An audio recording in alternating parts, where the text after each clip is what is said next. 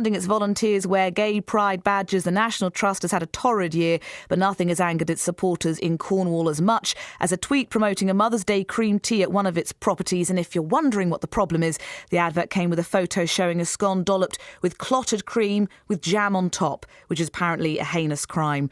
I think I do cream before jam. Is that terrible? Do you do jam before you put cream on? Oh, Dancing Glenn's a bit worried. I feel like I should move on. Also, my kind of story, the knit fix, how cross-stitch and pearl could save the NHS millions.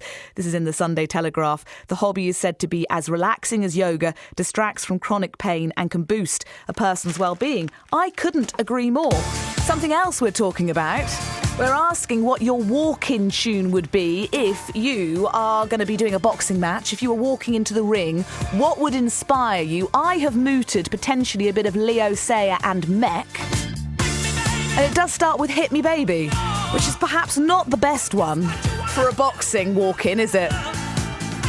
Hit Me Baby. Actually, maybe I changed my mind. Maybe we don't want that one after all. BBC Radio Cambridgeshire. The news on the way. How are the roads looking? Well, it's busy on the A1 Dotty southbound as you head down, approaching Wansford towards Peterborough, mainly because of just volume now. There was a crash earlier at Old Walton that's long gone. The A47 is slow each way at Wansford on the sensors. Also really slow towards Guyherne, I've just spotted there on the eastbound side particularly. Usual delays on the A14, eastbound from the Alconbury Spur in patches towards Cambridge services. Westbound there's a queue from Spittals to Brampton. Really slow each way at Buckton on the A1 as well, by the way. Unusual, I would say there. M11 seems fine now if you're Stansted bound, and no particular problems on the trains this morning. Keep us up to date. Anything that's happening on the roads, do call us on 0330 123 3551. James Worley, BBC Radio Cambridgeshire Travel. Thank you very much, James. I'm very intrigued by how similar to Dotty I sound. It's Thordies with your breakfast show through till 9. More talk of white-collar boxing in the next hour. Should it be banned? A passion for Cambridgeshire. FM, online, on DAB. This is BBC Radio Cambridgeshire. And we will continue to celebrate the genius of Sir Ken Dodd, the comedy legend who's died aged 90. The time is 8 o'clock with your news for Cambridgeshire. Here's Andy Lake. Thanks, Thordis. Good morning. Sir Ken Dodd, the irrepressible performer who rocked audiences with laughter over 7 decades, has died in the house where he was born. He was 90 and had been suffering from a chest infection. On Friday, he married Anne, his partner of more than 40 years. Angus Crawford looks back at a life of laughter. They said if you hadn't seen Ken Dodd live, you really hadn't seen him at all. In the last years of his career, his shows could go on well past midnight. He thrived in front of an audience. As he once said, happiness is hearing the sound of laughter. He made his professional debut in 1954. Over the next 10 years, the whole country came to know the comedian with the uncontrollable hair and protruding teeth from the Liverpool suburb of Nottingham.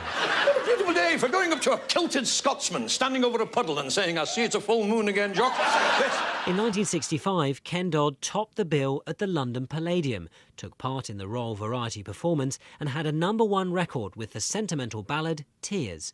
In 1989, he was accused of tax fraud and evasion, but after a trial that lasted 23 days, he was acquitted and was able to resume his career.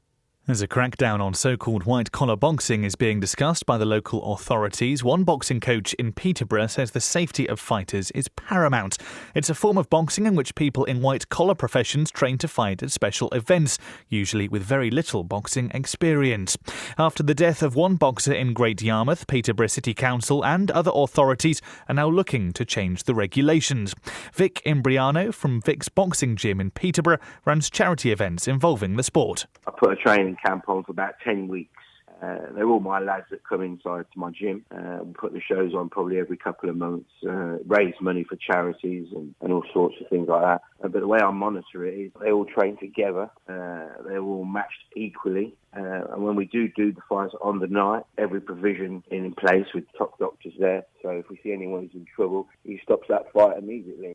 Peterborough City Council say they're looking into new ways of formulating a list of measures that each boxing premises would need to adhere to prevent the risk of serious injuries and death.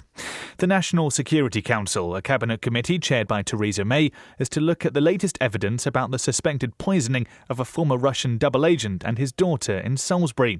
An assessment will be made of who might have carried out the nerve agent attack. Sergei and Yulia Skripal remain critically ill in hospital. Residents of Newmarket have expressed concerns over the potential closure of a pedestrian railway crossing.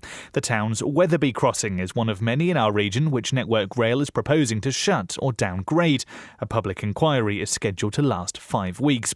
Dr. Rachel Woods lives locally and says she's disappointed. It's been such an important part of the way people get around town for so long. I'm horrified, really, because I know the effect it will have on people that live on the south side of the tracks and on the north side of the tracks. It's crossed 400 times a day. It's going to have a huge impact.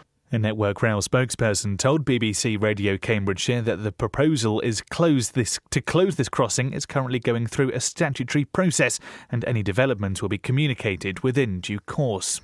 And finally, an intensive day of action against burglars will be carried out by Cambridgeshire Police today. The force say there's been a 34% rise in incidents in the 12 months to February. Today they'll be visiting known burglars, arresting suspects and visiting residents to offer safety advice. And as Tim Peake-Sawyer's spacecraft is set to be displayed at Peterborough Cathedral, the Dean has described the news as pretty amazing. The cathedral was chosen by the Science Museum Group from a shortlist of 5 venues across the county. The craft was used by Tim Peake for his mission in 2015-2016 and will be on show from August until November. Chris Dallaston spoke to BBC Radio Cambridgeshire earlier today. Seeing this marvellous piece of modern technology kind of located in our extraordinary 900-year-old feat of engineering and beauty that is our cathedral. So the two together will make an extraordinary combination, I think. So you'll see the whole kind of effect of what's really quite a tiny piece of engineering. It's really quite small and sort of in the kind of vastness of the cathedral. I think we'll kind of get that sense of the sort of vulnerability, really, of those astronauts as they descended back from this mission.